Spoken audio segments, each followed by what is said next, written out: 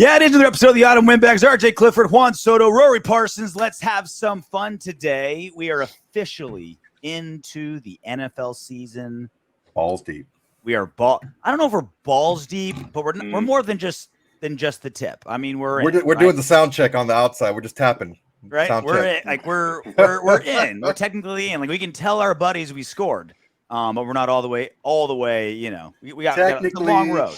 Yeah, a long road, right? Another 22 weeks of NFL football, including playoffs. Glorious weeks. But I made the smart decision in my. I'm almost 40, so I've become wiser in my older age, and I gave the wife subtle hints all September. Like, oh yeah, when football season rolls around, we're not gonna be able to do this on Sunday. It's like, just so you know, you're gonna lose your husband on Sundays.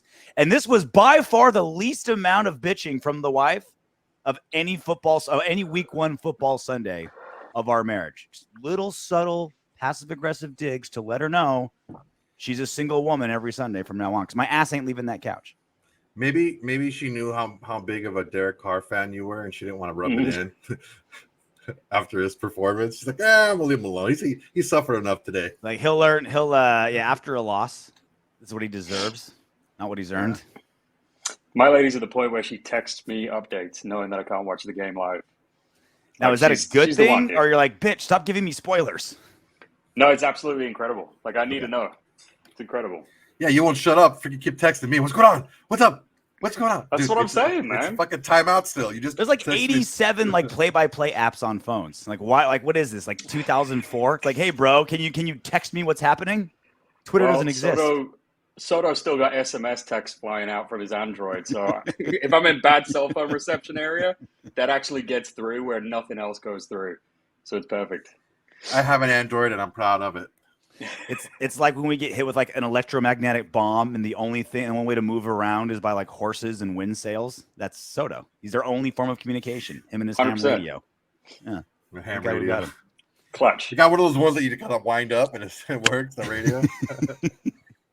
All right, well, question of the day. Obviously not a great performance by most of the Raiders on Sunday against Los Angeles Chargers. So we'll start it off positive, but before we start getting too negative, which Raider impressed you the most against the Chargers? And it can be the guy that just did the best. It could be the guy that outperformed what you expected. It could be the guy that was the unsung hero. Wide open to interpretation. We'll pin it on the comment section. Let us know down below. Which Raider impressed you the most against the Chargers? Who wants to go first? I'll take a stab at it, if you don't mind. Stab it. I was pleasantly surprised by Dylan Parham's play. He didn't make any egregious mistakes on the offensive line, which I'm like, okay, there was a lot of mistakes made, but I don't know that he made any of them. I am most impressed by Davate Adams, but I was kind of expecting it. So I'm going to choose Nate Hobbs because he proved that last year. He's going to pick three guys. Yeah, you literally just picked three. I'm telling you why I'm not picking these guys. I'm not picking Parham. I'm not picking Adams. I'm picking Nate Hobbs because he proved that last year wasn't a fluke. He was flashing all around on defense and made a big play and a big third down, tackles for loss. He was hard to block. He was covering tight. Didn't Dylan Parham only play like three series? Like he started the game. No, he didn't. Yeah, he did. Parham? You say Parham? Parham? He fucking butchers everybody's name. I guess he did, right? Started at guard. Yeah. All right. So Nate Hobbs. I mean, I actually didn't know that. Goes to show you. Honestly, Nate Hobbs is going to be my pick. I'll mix it up. If I was going to go the same route as you there, Soto, and say, obviously, Davate Adams, but everyone kind of expected that. He's exactly as advertised. He's an absolute monster. And also the connection with Carr. He's that dude, man. He's that dude, but you can see it's amazing already, but it's only going to keep getting better too. There was still some missed opportunities there. I'd say the person that surprised me the most on a weird one would be Andrew Billings. Super random. He had a really good game. He was often getting doubled, but he was blowing up running plays, short yardage plays. There was also a really nice hustle play from him where he ran Scraped along the line, went all the way to the sideline and made a tackle, which was super impressive. But I'll mix it up from Hobbs and I'll say Johnathan Abram. I'll say your boy Johnathan Abram. Woo. Played great. Honestly, man, that would be one of my favorite storylines of this season is that he turns it around and becomes a premier strong safety. I swear I'd be so fucking happy. When we were doing our predictions and like hot takes for this season last week, we listed everyone what people said and we talked about them. We forgot to actually do ours. Mine was Johnathan Abram would be a Pro Bowler. Like that was my like crazy hot take. Only because like he's improved so much every season, right? Like obviously giant liability in the passing game, but he improved so much more than the one before.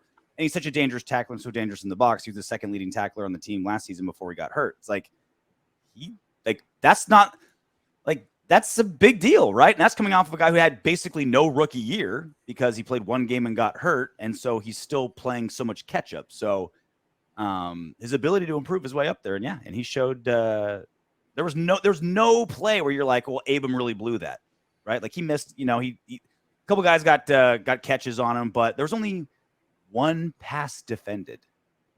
Nate Hobbs with that clutch one, literally the only pass defended by the Raiders all game long. So in a game where Justin Herbert was like trending to throw like 400 yards, like Abram hung in there with Herbert's best and against the best receivers with the Chargers. Like he hung in there. Crazy. Well, you guys are begging me to do Davate Adams because that's the obvious one. You're just saying he's as advertised. I think he's better than advertised. Like there were so many times, like multiple routes, like 3 routes from like, oh wow, the corner blew that coverage. And you're like, no, he fell down. The shit of him. He like fell down, bad coverage. It's like no, Davante just mollywopped him with his route. Like you got him to break his ankle without touching him. He's better than advertised. That touchdown catch, Jesus Christ, that was the last half of the ball. He caught the back half of that ball. That was pretty. Saved his boy Derek Carr on that because he would have had a lot of shit if he missed that one too. I'm tempted to say Josh Jacobs for his 5.7 yards per carry and the fact that he got an 18-yard reception, which that's something he's been working on, is being that guy. He showed some burst on that reception too. He caught the ball and he was gone. He wasn't anything we hadn't seen. He was just a good version of himself. Like he didn't break one for 60. Like that's what he's been lacking. That's the biggest thing I'm lacking for him. He didn't break one for 60. But he was just like, oh, that's a 4-yard run. Oh no, now it's 7. Oh, that's going to be a loss of 1. Oh, now it's 2. It's a gain of 2. Like that's Josh Jacobs. Like I'm going to get you 3 more yards than the average running back. I'm not going to dazzle you with speed. I'm not going to juke out 3 dudes, but I'll get you more yards than the average guy every single time. So that was big. I'm going to say this. I'm going to go the entire Raider defense penalties.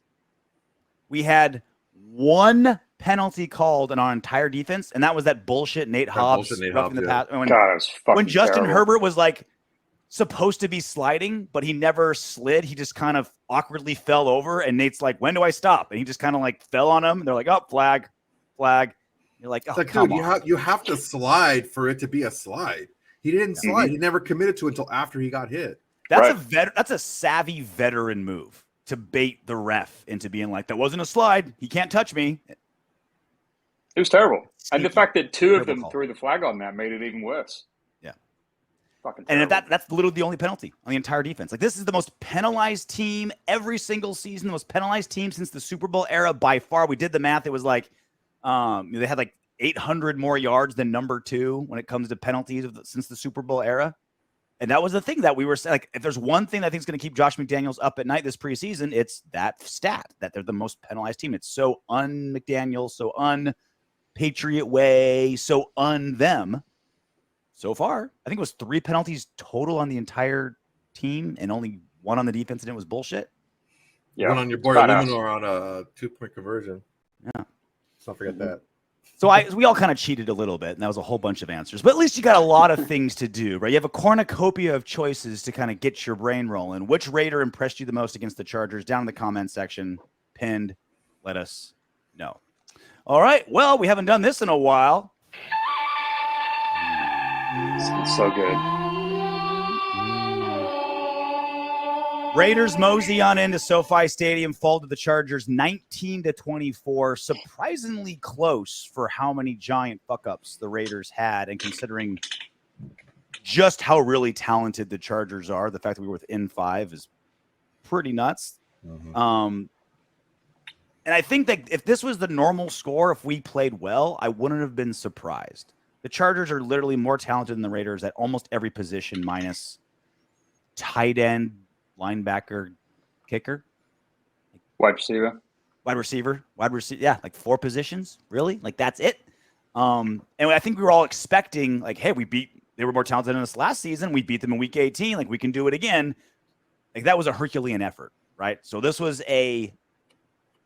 not a slap in the face, but I think a wake-up call that was expected. And there's obviously plenty of shit on tape to work on. For sure. Well, you know that sound. It means the good, the bad, and the ugly. So we're going to start with the good, like we always do. The good. Got to start with Davate Adams. 10 catches for 141 yards and that sweet touchdown. RJ talked about it. Juking DBs out of their socks, getting wide open, breaking tackles. He looked like a young Davate Adams, hard to bring down. He went down when he wanted to go down. He was not going to get tackled by the first guy. So great job for Davate Adams. And he was wide open in a bunch of other spots. That didn't. One of the interceptions, he had half a step on the DB. The ball was underthrown. Like, that stat line's great, and it could have been better. A lot better, yeah. Johnathan Abram, your boy. 12 tackles, 9 solo. So great work. Johnathan Abram led the team. Next on the list is Maxx. Well, and real quick, and that's again, like, that's what he's known for, right? Like, all right, we want a hard-hitting box safety. Like, never got embarrassed in the passing game. So I mean, he gave up some passes. Never. There was that weird pass where the Charger teammates ran into each other. Was it Everett ran into Keenan Allen, and Everett ended up catching the ball when Keenan Allen was actually like, it was supposed to go to Keenan Allen. Everett ran the wrong route, or route, as Roy would say. But that was the only time I saw him like looking weird on a pass to him. Was just a kind of a fluke play. I think he was used correctly for the first time in a long time. Like, he was mostly around the line of scrimmage. If he did drop into coverage, it was in the flats or it was fairly shallow. Like, the play was always in front of him, which you're always going to get the best out of Johnathan Abram if the play's in front of him. But the fact that Herbert kept going his way, usually on dump offs or sort of the intermediate routes, like, he made the tackles that he was supposed to make. He was in the position that he was supposed to be in, and he didn't commit any penalties. Like, it was a great start for him. Yeah, great work for Johnathan Abram. Now stay healthy. Yeah, right. Another great job turned in by Maxx Crosby. 10 tackles out of the defensive end position, 8 solo, 1 tackle for loss, 2 big quarterback hits, countless other pressures. So great job, Mad Max, picking up the slack that Chandler Jones left because he hardly did anything. I think he had 2 tackles in the entire day. Yeah, we didn't have a single sack or turnover, but Max was very Max. Like, he was just around the ball and disrupting every play, right? Like, he's hurrying the quarterback. He's, forcing the running back to stay in and chip, like forcing the running back to cut his route, to change his lane. Like, again, he's so much better than a stat line ever shows. And this was a vintage version of Maxx Crosby. Like, for sure. Ngakoue was literally just stat line. That's all he had was stats. Max, literally the opposite. Right. Yeah, he's all around the ball. He flashed like crazy all during the game. There was one play where he was triple teamed. So they chipped him, and then there was 2 offensive linemen, and he still got the hurry. Like, he's an absolute freak, dude. He really is. And, like, you don't really see it until you watch the All-22, but there's so many times when Herbert was looking deep and his wide receiver had a step on our DB or had some space, and he was forced into the check down or to scramble out and find an intermediate route. And it was just because of Crosby's pressure. It really was. I mean, there was a couple of instances it was coming from the interior. But, I mean, I hope he gets more sacks because he'll get the critical acclaim across the board that he deserves this year. But still, I don't think this defense is anywhere near as good. Or we're not competitive as a team without Mad Max. All right, next up is Nate Hobbs. Nate Hobbs had an excellent game. He was all over the field, in coverage. RJ said earlier, we had 1 pass defense, and it was Nate Hobbs on a big 3rd down play. Tackles for loss, 9 tackles, 6 solo, 2 tackles for loss, and that big pass defense on a big third down. Nate Hobbs proved that last year was not a fluke. He is that guy. Big enough to cover a tight end, fast enough to cover your X, physical enough to blitz, physical enough to play slot and help out run defense. Guy can do it all. I'm curious what they're going to do now that we're going to get to our injury report here in a little bit, but I'm curious what they're going to do with him. Do they leave him at slot? Do they say, like, all right, we desperately need a good outside corner? He can do it all. He is such a weapon in the nickel, though. Like, he's got such an innate instinct for, like, crashing the edge, like, timing on those blitzes, those nickel blitzes. And he's a sure tackler, man. He tackles with pop. I'd leave him inside and see what goes outside, but fucking hell, man. Amik Robertson, again, did not have a good game. All righty. That was the good. Unfortunately, it's called the good, the bad, the ugly. So we got to go to the bad. The bad. Our offensive line gave up 6 sacks, 5 on Derek Carr, and technically 1 on Davate Adams. They gave up 6 sacks. Poor Davante and his passing stats are just taking a shit. You know what I mean? All his receiver stats, but God, poor guy. Yeah, not a great showing by the offensive line. A couple of good stretches, but overall, kind of what we worried about. Not a lot of continuity. If it wasn't one side screwing up, it was the other side. You can't really put your finger on one specific guy that was, well, this is the cause of the problem right here. It was pretty much stretched out across the whole line. Yeah, the whole we're just gonna keep rotating guys in, even if they're not hurt, because we got 7-8 guys that have earned the right to be a starter. It's like, no, you don't have 5 guys that are a starter. So you have 7 or 8 dudes. You're trying to find that rotating guy. in, which I guess is like the right strategy, but it didn't work at all. Like ignoring the O-line the way they did, they didn't have. We were talking about this on the post show. It's like, all right, well, do they have a master plan? Like, do they do something we don't? Like, how do you not address right tackle or the line in general? All right, we'll find out in week 1. It's like, nope, no plan. They don't have a plan. Just roll them out. It's a weird strategy to rotate them. And I will give the beat writers a lot of credit, actually. They asked the right questions this week. I don't know if you watched the Mike Lombardi interview or the Josh McDaniels interview after the game, but they really addressed this. They were like, why are you rotating these guys in and out? And Lombardi specifically said that they weren't trying to find something. Like, they know what they have, and they feel like they have 8 or 9 guys that have earned the right to play. And that's what they've done throughout training camp, where they've sort of rotated them in and out. So that was part of a strategy throughout, was to keep guys fresh. But is that a good strategy? I don't think so, right? Like, how are you supposed to get any chemistry? How are you supposed to get momentum? It's a weird comment. We've still got some cap. We don't know how much, but fuck, man, we gotta at least add something, especially with Andre James. Like, who's our backup center? Parham.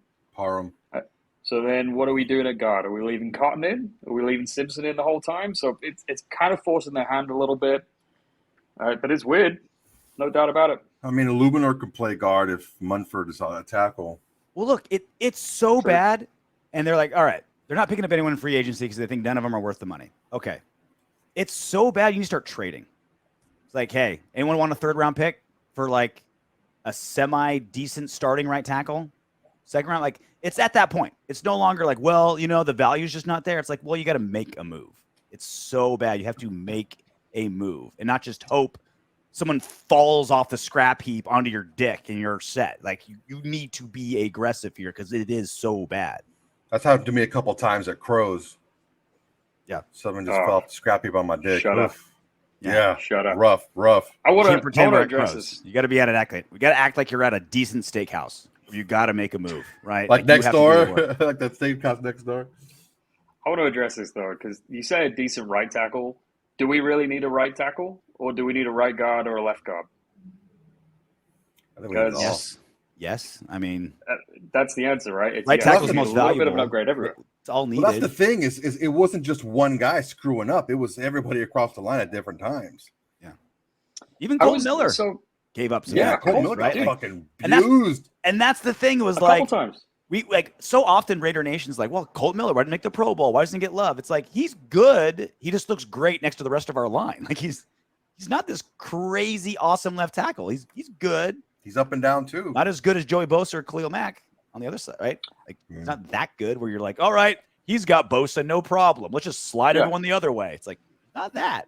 No way. Definitely not that. So we said this going into the game. Like I thought Illuminor had a really good preseason. I was really high on him. And obviously thought he'd start at right tackle after he'd sort of showed out during the preseason. Obviously, Illuminor stuck out because that one play where Khalil Mack bull rushed him straight back into Derek Carr. Yeah. But the two beats from Colton Miller in one-on-one were arguably just as bad. They were worse, dude, because he got beat clean on one of them. Right. At least Illuminor got pushed back. He stayed in front of him. Miller got beat clean out of his socks. So you watched the All-22, and I was expecting to see all five guys just getting fucking worked the whole time. And that wasn't the case. I mean, more often than we thought going into the game, Illuminor was on an island. Colt Miller was also on an island against two of the top 5, top 6, top 7 pass rushers in the NFL, period. Both healthy, which they never are. And obviously, as an offensive lineman, it's not the 99% of plays where you've handled yourself well one-on-one. It's the one where you get bull rushed back into Derek Carr. And that's what happened with the Illuminor rush. Otherwise, not bad, man. Not bad. Held his own against Joey Bosa the whole time, one-on-one. Was handling inside, outside spin moves. Was handling, speed rushes, bull rushes, the whole nine. If anything, it was the left side of the line that struggled the most. And it was, it wasn't just how well are these guys holding up. It was, is this the right call? At 3rd and 7, are we really looking to pick up 30 yards? Or should we have a couple more underneath options? Or a fucking screen? Or maybe we shouldn't do an empty set on 1st down against two of the best pass rushers in the NFL. You know what I mean? There was a lot of questionable calls like that. Well, that leads to the bad. That's a great setup, Rory. What a professional. Someone read the rundown. The bad. Josh McDaniels play calling. We talked about it a little bit after the post game. Not a lot of draw plays. I think it was one draw play run. There was 2 screens run. One of them was blown up because of poor blocking by Colton Miller. If you want to slow down a couple of guys, you got to make them misdirection and not a double reverse like they tried to do. And it just, I don't know whether it was just the lack of play in the preseason, because it just seemed to me that what is it, Jakobsen? Is that how you say it? No, he leaked out a couple of times really late. Like he did not get his head around, and that caused at least one sack. That one sack, the first sack with Derwin James got Carr. He was looking deep the entire time, and Josh Jacobs did a decent job of getting Derwin James off his feet, but Derwin James is fucking Derwin James, and he was able to pop right back up. And Jakobsen was the late check down. He just didn't get his head around in time. So there's a couple things here and there, but again, hopefully that gets ironed out, and we're not playing 2 Hall of Fame defensive ends at the same time. But yeah, the play calling was kind of a head scratcher. A lot of really deep stuff. Not really a lot of intermediate routes. Not a lot of things for Carr to do to slow down the pass rush a little bit, to give him a little bit of a pause. We talked about, screen passes and draw plays. Not a lot of that stuff going on. Basic shit. Like that's not a lot of running. Basic shit, right? Like, I mean, we ran the ball 13 times the entire game. I understand that we didn't have a lot of plays. We only had like 40 something plays or 50 plays or something like that. We didn't have a lot of plays because we were turning the ball over, but still only 13 carries. That's not Josh McDaniels-esque. He usually runs the ball a lot more than that. We passed the ball twice as often as we ran it. And we had this discussion where we were talking about, like, look, we're gonna be a passing team, right? You got Davate Adams, he should be getting, after this game, at least 10 targets a game with how well he's playing. Waller needs to get 7, 8 a game. Renfrow needs to get 5 or 6. The running backs need them. The other wide receivers need them. We're gonna pass the ball. Against the Chargers, however, with the worst run defense in the league last season, where Jacobs ate them for lunch in Week 18, this is the team where we run it. This is the team where we play smash mouth. This is the team where it's like, oh, you got Mack and Bosa? All right, let's have them not pin their ears back every single play. Let's run at them. This is the team we're going to run the ball against. And we still did it. We still didn't run the ball against the number one team I thought we'd run the ball against. What is McDaniels thinking? I agree. It was bad, dude. It really was. I'd put this in the ugly category personally. I was pissed off watching the all-22. There was so many instances where you're like, fuck, man, a screen would work so well in this situation. Anyone looking at this from the outside would have looked at this game and put together a game plan that obviously you run the ball. That's, the Chiefs, for example, against the Cardinals. Everyone sees the 5 touchdowns Mahomes threw, but they started the game running really effectively. And we should have ran the ball right at these motherfuckers with a fresh Josh Jacobs and a stable full of fucking running backs, right? It didn't make a lot of sense. And we did screen so well and so effectively in the preseason. I just think they maybe got a little too cute with this one and perhaps a little bit too aggressive. I love McDaniels' play designs. I think his play designs are awesome. I think the one real true play action we did when that was how Waller got his big play on a really great play action setup. There was multiple guys open that Carr missed. Like, it was schemed up well. Get Davante in one-on-one, let him do his thing. There's some creative run blocking that they did the few times we did run it. Like, his play designs I love. It was just his choices against this defense, 2 Hall of Fame defensive ends. Carr's clearly out of it. Like, after 2.5 quarters, you're like, okay, we have to stop having Carr do 5-step drops and just hope he crushes it. Like, it's not working. Like, it's not Carr's day. Pivot. He's just like, nope, 5-step drop.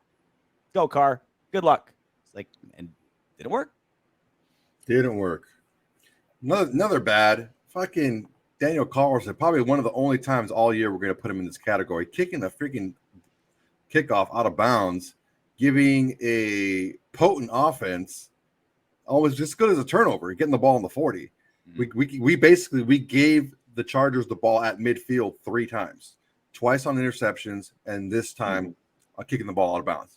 And for our defense to only give up 24 points, it's a goddamn miracle for us to give them the ball that many times, that good a field position, and only give up that many points. Carlson always has 3 or 4 head-scratching moments every season.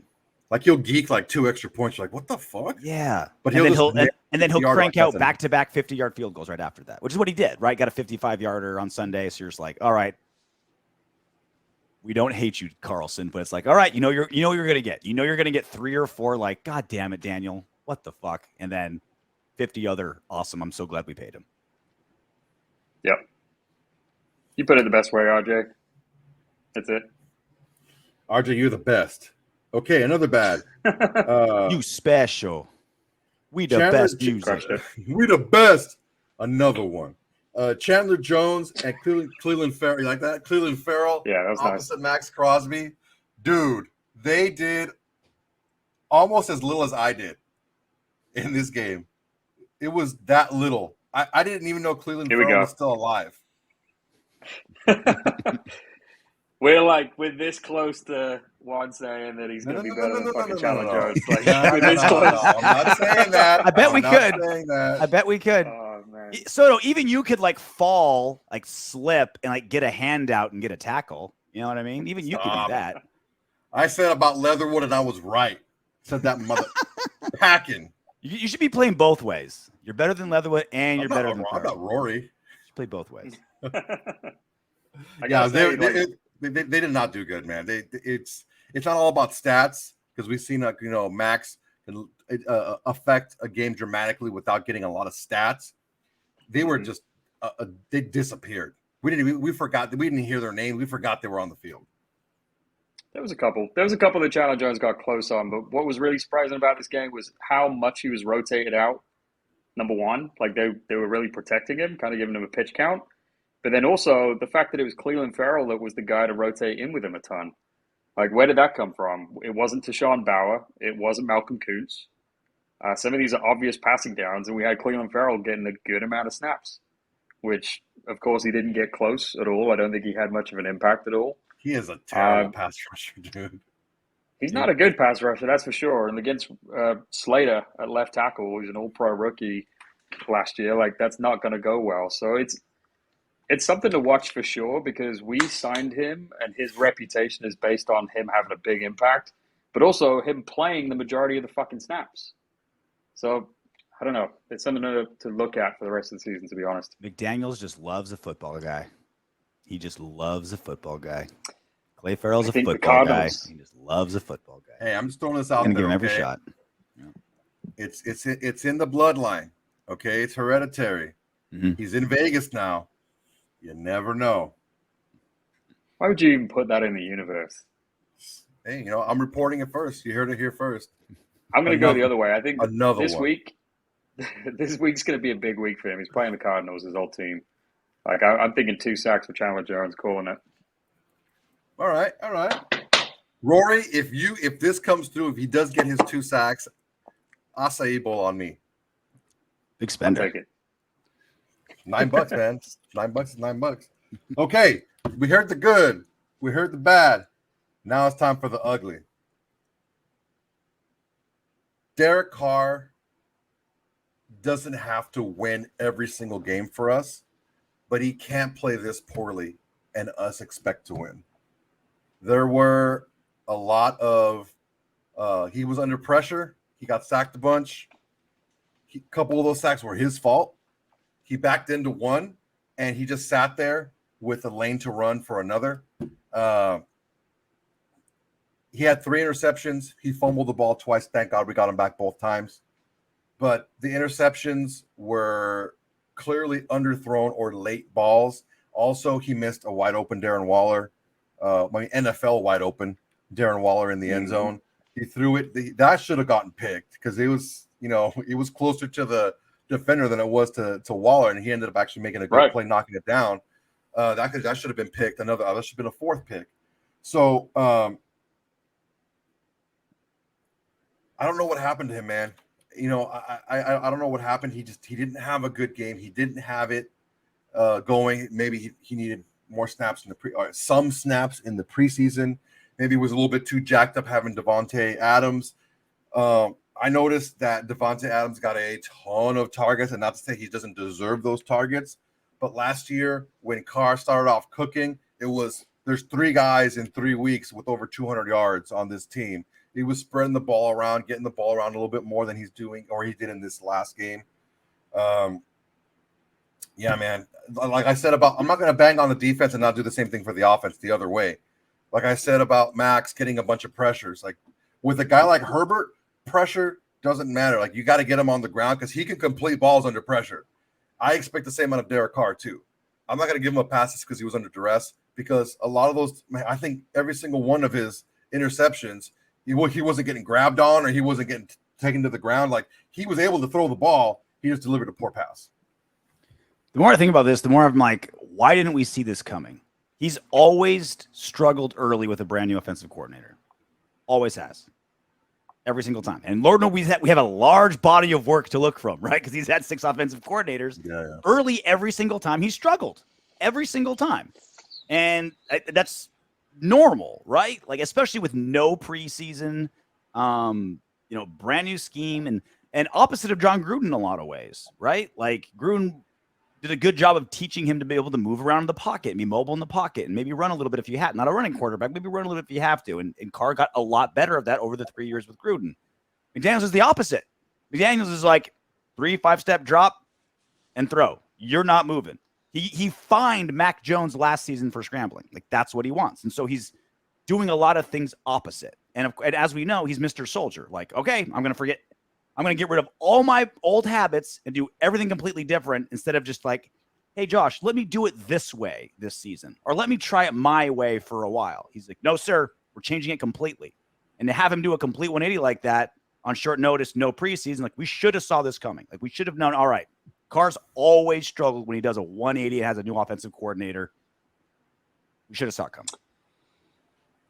All right, so we already sort of said this. I don't think McDaniels did him any fucking favors. I don't think Lombardi did him any favors whatsoever.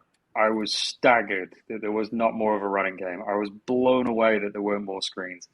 I was blown away that there weren't more quick out, get the ball out of his hands, spread it around. All the things that a high schooler playing Madden would have done looking at this game ahead of time, knowing that they've got 2 all-pro pass rushers, to make life easy for Derek Carr. That being said, 3 interceptions is unacceptable. Those 2 fumbles, unacceptable. The manner of those interceptions, also completely unacceptable. All interceptions are not created equal. There's well-defended plays. There's balls batted at the line of scrimmage. These three were all on Derek Carr and no one else. They were underthrown or they were late. They were bad ball placement, bad timing. Bad decision. There's no double coverage bad with Davate. decision. He had a bad he still had that game. ball. It was just so fucking short. Look, if you're gonna throw to a guy who's double covered in the league, Davate Adams is a pretty damn good pick, right? Because if he's either gonna catch it or he's gonna knock it down to make sure nobody catches it. But if you throw it so damn short that he can't even touch it, what are you gonna do? So look, make no mistake about it. If Derek Carr plays like this, we are not going to the playoffs, and we are never going to win a Super Bowl with Derek Carr.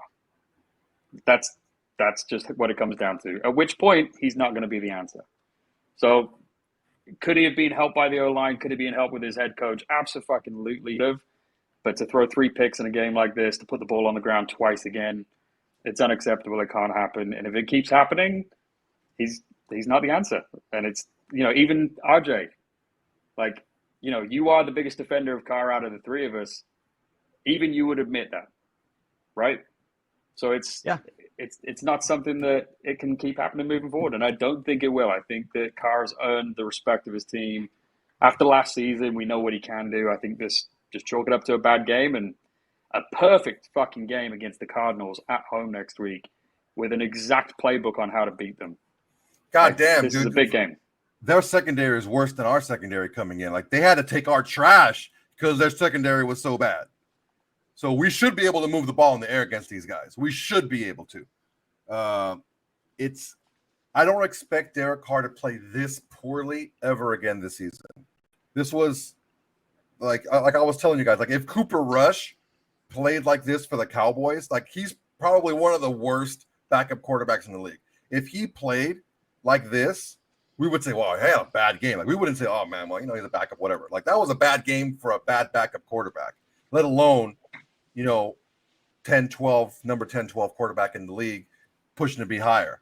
I think he was a little bit jacked up. He was playing with his boy. He wanted to make big plays to his boy, and he forgot the things he learned. He has to be able to stitch those things together.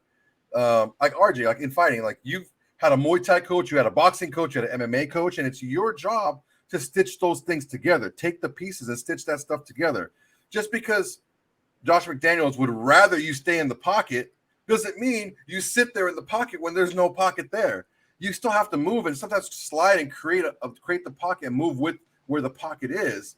And I didn't see any of that. I didn't see any pocket awareness. The pocket presence wasn't there. The movement inside the pocket wasn't there. I don't know, man. Maybe it was the first game jitters with Davante. He was really jacked up. I don't know what it was. Using the same MMA analogy, I always remember, when Anthony Pettis tapped out Benson Henderson, right?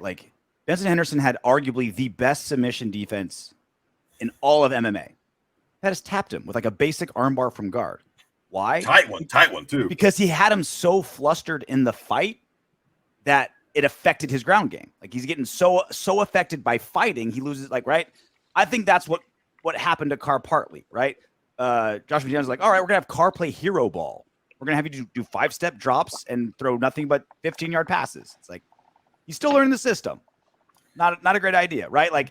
I think it was what I'm hoping is the silver lining is that McDaniels is okay, Carr doing everything, 5-step drops and just throwing darts. Let's not do. And the longer he's in the system, the more comfortable he should get, right? It was his first time in real play in Josh McDaniels' system, right? It doesn't excuse the bad play, but I'm hoping that means, okay, that's the worst of it. That's the wake-up call. That's the rookie year. I'm making air quotes for those who can't see it on the podcast. That was his wake-up call of the new system. It should, if that's the problem, only get better from here. So I have 3 big takeaways and reasons for optimism. Number 1, as poorly as Carr played, we still had a chance to win the game at the end. We still had the ball with 3.5 minutes left, 2 timeouts, and 2-minute warning. We had a chance. We had a legitimate chance to win that game. There's one. Mm-hmm. Number 2, as poor as the game was called, I think we all agree the game plan could have been better. The throws that didn't work were the execution of the play. It wasn't really the play because the play was there to be made. It was the execution of the pass. That was the problem. Mm. So that's another. The last one is we can get this one back. We play them again. So we can get this one. We can get this loss back. Real quick before we leave, good, the bad, the ugly. There's a couple more comments on the game. Neither good, neither bad, neither ugly. I know I'm breaking the rules of the segment. RJ, you can do whatever you want. But our defense, the adjustments we made at halftime, made me feel so good. I mean, 90 yards passing Herbert at the second half. Herbert had over 200 yards in the first half. It's like he's on pace to 205. have like 450 yards on us. We have no sacks. We have no turnovers. And we are able to hold them to 7 points in the second half. Yeah. Held them scoreless in the fourth. Beautiful adjustments. And it wasn't the defense we thought. Like we thought Patrick Kemp, aggressive, turnover, sacks, in your face. It wasn't. It was keep everything in front of us. Don't let you move the chains. Get off the field. Bread and butter defense. First half, no. Second half, beautiful adjustments. So here's the deal.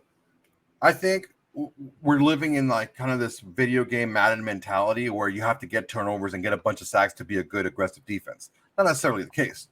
Look what happened with the fucking Cowboys. They were like, oh yeah, this defense is turning around. They're getting all these turnovers, this and that. We hung like fucking 40 on them. Okay. This defense, if it confuses Herbert and it makes him make tough throws, make him make perfect throws, that's good enough. And to only allow 7 points in the second half, that's huge. Yeah, it was impressive. Honestly, if you look at the box score, the amount of rushing yards they had, the amount of passing yards they had in the second half was all good. And in the big situations as well, I thought we played really well. Again, like short yardage, big stops. I thought our tackling was good. Coverage on the outsides was good. We answered a lot of questions. Like Rock Yassin is going to be an asset. Nate Hobbs is, again, we've already spoken about him. Divine Diablo had the green dot, which is a big sort of subplot. Obviously, everyone expected it to be Parham, but it was actually Diablo. He played really well. I think there was a lot of really good positives from this game. Like, we obviously lost the game, but I think moving forward, we're all pretty optimistic. The under-the-radar heroes was our interior defensive line. The Chargers averaged 2.5 yards per carry. Austin Eckler had 36 yards on 14 carries. Like, crazy. They could not run against us. Now, they have Justin Herbert, who's always going to eat, but they could not run against us. Couldn't do it. And I think it wasn't because our awesome new pickup in Chandler Jones, right? Perryman got hurt and left early, right? Like Abram played awesome, especially in the box. But like our interior defensive line, like all the sexiness goes on the ends, but our interior defensive line, it's like, what's their job? Stop the run. They did against a really good offensive line. Yeah, to Diablo and Abram's credit, Eckler didn't get those swing passes for long gains either. He didn't have a lot of yards after catch. So that was big. Yeah. That's where he gets a lot of his yards, is off those little swing passes, little checkdowns. Well, we lost and also came with the price. The injury report Sunday was not good. DJ Turner left with an ankle injury. He's now in the IR. Anthony Averett left with a broken thumb. Now in the IR. And these other injuries, we got no updates. Trayvon Merrick left with a hip injury, didn't return. Denzel Perriman, ankle injury, didn't return. Brandon Bolden, hamstring injury, did not return. Andre James, in the very last play of the game, very last offensive play, apparently had concussion-like syndrome or something, concussion-like symptoms. Like passed out or something, right? And was taken in an ambulance. It was crazy. Rewatched that play again. It was actually the fumble. He was diving to recover the fumble, and he had a head-to-head, helmet-to-helmet with Joey Bosa, also diving in to recover the fumble. And he sort of just laid there face down, but you could tell it they fucked him up. And then the beat writers were saying in the locker room afterwards he was wearing shades and just seemed very out of sorts.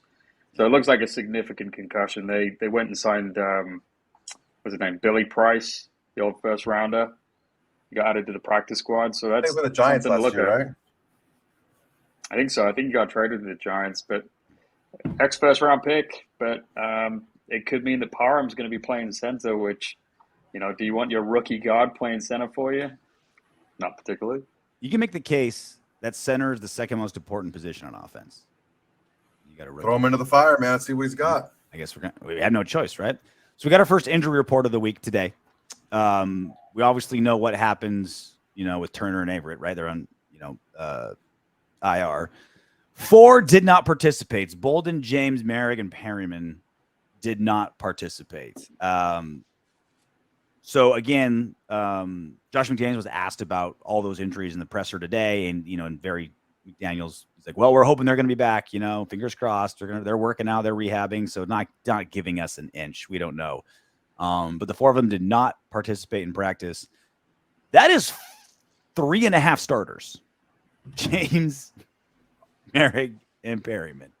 Pro Bowler, full-time starter, and then Bolden had a lot of reps. I thought I think he played the second most reps at running back, I think, behind after Jacobs did. So that's 3 starters for sure, and a solid contributor.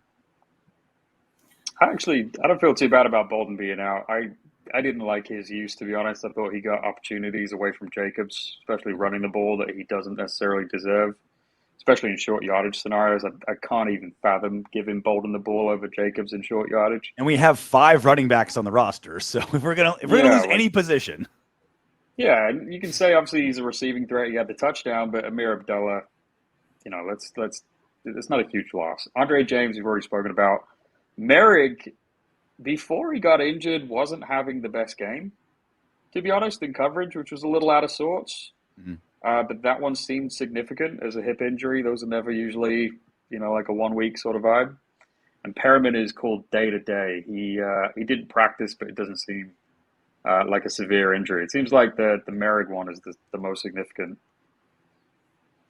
And the concussions are always so weird, right? Like, are the sunglasses and stuff just like preventative, right? Is it one day and you're back? Like, there's so little known about it.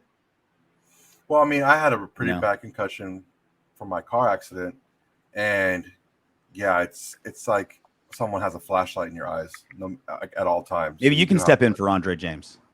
If you need me to, let me stretch out real quick. Since Leatherwood's not there anymore, you got to fill in for somebody. Fill in between those butt cheeks if we don't relax. Right. You guys ready to move on to Cardinals Raiders? Let's do it. Let's do it. Home opener this Sunday. Arizona Cardinals at the Raiders.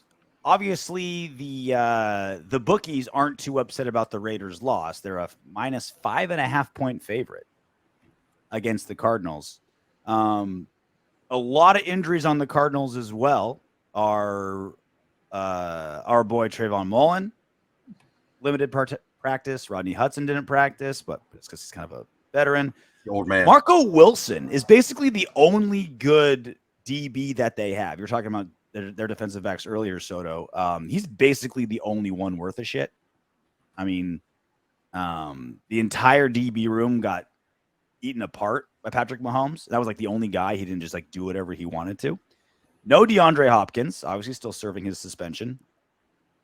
A lot to like in this matchup, boys. Yeah, it's definitely a team that we can get healthy on. We can eat on, for sure. But we have to go out there and execute. They still have some guys that can make plays. James Conner can be a guy that can hurt you if you don't bottle him up. Even guys like AJ Green, older, but he showed he can make some plays. If you don't pay attention to him. There's what the fuck's your tight end's name? Zach Ertz. Zach Ertz. He's questionable. He's questionable, but if he's on the field, he's showing he can hurt. So there's a lot of they have a lot of guys that can hurt you if you're not on your P's and Q's. I don't see us not being on our P's and Q's defensively.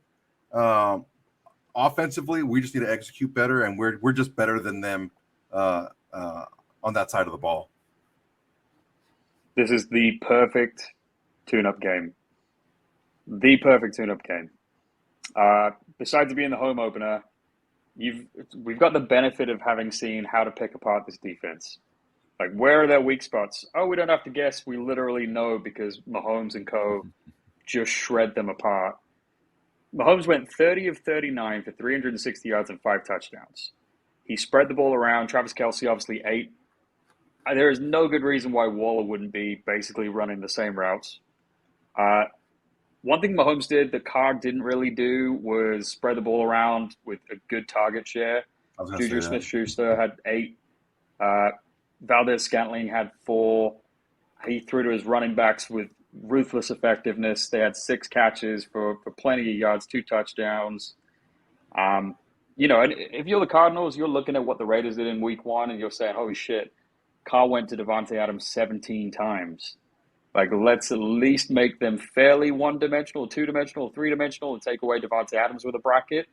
So I'm really hoping we see Waller eat. I'm hoping we see Renfrow really go off. We've just got so many ways to beat them. They also had problems stopping the run. Clyde Edwards-Helaire had 6 yards a carry. McKinnon had 5.5 yards a carry. Basically, the Chiefs did whatever the fuck they wanted to them. And defensively, you look at their depth chart defensively, they've got some big names on there again. There's J.J. Watt, who's always going to cause problems. Butter Baker is quality. He may not play. He's probably not going to play. He didn't play last Sunday. He's probably not going to play. If he doesn't play, I mean, who on this list is really giving anyone any sort of nightmares? I mean, Butter Baker's a decent safety. Butter Baker, Isaiah Simmons, maybe. That's probably it. Isaiah Simmons got fucking smoked by the Chiefs. I mean, truly, just abused. So, I mean, there's no good reason why we shouldn't win this game. We've got all the firepower. We've got a playbook on how to do it. I'm hoping this is a coming out party. This is a welcome to being a Raider, Josh McDaniels. Kyler Murray is still Kyler Murray. Can beat you with his arm, beat you with his legs. Always someone to be careful about. But like you said, their weapons, like an old-ass A.J. Green, Zach Ertz, maybe not even play. He might be a little hobbled when he does. The weapons aren't really there. We all know Rodney Hudson, what a stud he is, but he's so old and kind of just like he almost retired this season, right? He was like last minute, it's like, fuck it, I'll play another NFL season, right? It's going to be one of those games where we can only lose if we beat ourselves, I feel like. It's one of those games. Right. James Conner, 2.6 yards a carry. They had no run game. Kyler Murray, less than 200 yards passing. I'm hoping this is a blowout. Yeah. Fingers crossed. That's some really smug analysis from us three. If we lose, oh my God, how bad are we going to sound? That wasn't even like deep analysis. Just like, these guys blow. We're going to kill them. When was the last time we were 5.5 point favorites? It doesn't happen often. We were favorites against the Bears. Yeah, like by 2 or 3. I don't think it was that little. We weren't 5.5. Well, let's take a peek. Maybe, yeah. I could be wrong. I mean, but this is kind of one of the problems, though. I mean, you sort of set this up. We do tend to underperform against shittier opponents. Yeah. Although it is typically on the road. And not normally after getting our dicks kicked in and playing so sloppy before, right? Like if you play cocky after last Sunday, this season's already over. Wow. Yeah. Should we say that? I mean, like, what if we do go 0-2 here? Like, is the season over? No, I mean, playing cocky and losing are two different things, right? Like we could lose and the season's not over, right? Carr is still learning this offense. We don't know what the injury situation is going to be. The defense is still learning everything, right? And this is what we talked about, like all off seasons. Like, oh, the AFC West is so loaded. I'm like, yeah, it's super loaded, but there's a shit ton of question marks everywhere. New head coach, new coaching staff in Las Vegas, new coaching staff in Denver, Fangio out of Denver, new quarterback in Denver. No Tyreek Hill in Kansas City. It turns out it wasn't that big of a deal, but that issue, right? I still think Staley, and I think Staley did kind of fuck up a little bit later because he took the foot off the gas of his offense in the second half against us, and they only scored 1 touchdown, right? Like they agree. If you could point the finger at any one person who led us back in the game, it was probably Staley being a little more conservative and let us back. So there's still so many question marks in this whole AFC West, and the Raiders have as much as anybody in the AFC West. So. I mean, the game tomorrow night. Can I just say the game tomorrow night? Holy shit, that's a good game. Be a good one. I'm so excited about tomorrow's Appointment game. viewing. I mean, amazing viewing for everyone in the NFL. Anyone that likes the NFL at all. But I mean, for Raider fans and the Raider team watching that game, like we're going to see who the biggest opponent is in that group, and they both just came off of big wins. It's a clash of the Titans, man. It really is. He's reducing what, Windbags? Yes, sir. Yes, sir. Caleb Landry. Look, he means business when he starts the question with look. Look. Carr didn't look rattled like you guys said. The thing that he did was you What? could tell he was just waiting for a big play to open up all game. He had receivers underneath, but you can see him looking downfield all game. It was both. Rattled? Rattled? What are you talking about? Yes, he did. I mean, I think all things are true and all things are incorrect. You didn't have receivers underneath all game. There were some plays where there wasn't. Was he looking for the big play? Yes. Yes. Did he have Agreed. receivers underneath all game? No. Did he look rattled at times? Agreed. Yes. Agreed. There was a couple of plays where he did this, and he still had time to look down the field. He was like, "Oh shit, I'm gonna get hit." Oh shit, no. Okay. I saw that at least twice. That's so Derek Carr as well, huh? It's like the right tackle bumped into him a little bit, and he thought he was about to get hit, and he's like, "Oh shit!" He grabbed the ball. wait, I'm good. I'm good. I can throw the ball again. Yeah.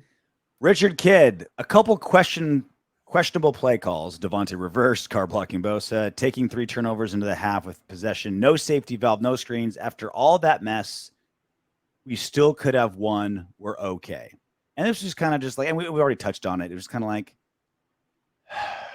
panic set in our chats on our post game. Rory, they had like 7 people like, get Stidham in there. I'm like, what? It ran the gamut from it's not Carr's fault. Carr was put in a position to fail to we'll Get be fine. Stidham in there. Stidham time. And it's like, You got to realize, man, there's a lot of beer consumed on game days.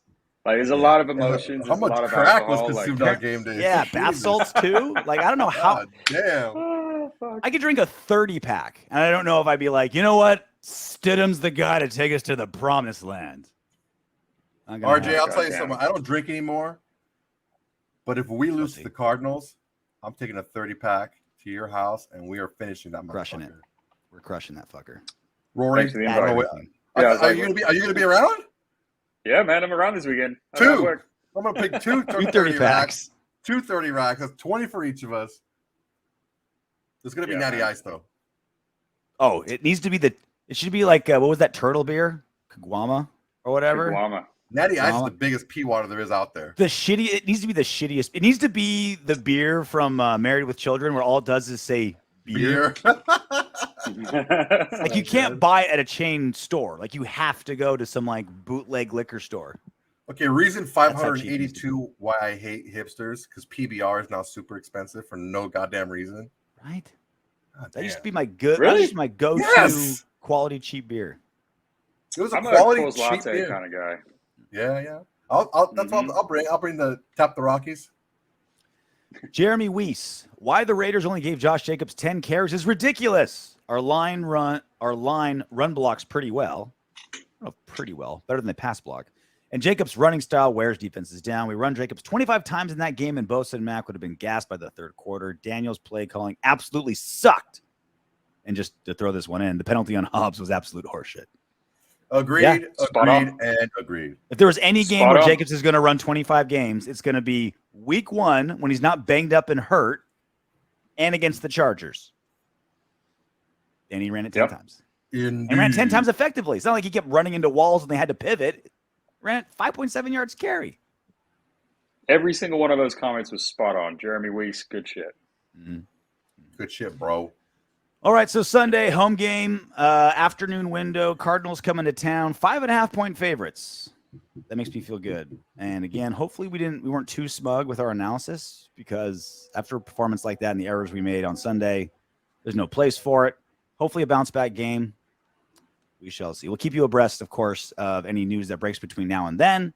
We'll make sure we post videos of anything big that happens in between now and then, but may not see you until the post-game show for Raiders Cards. If that's the case, until then, knock on wood if you're with me.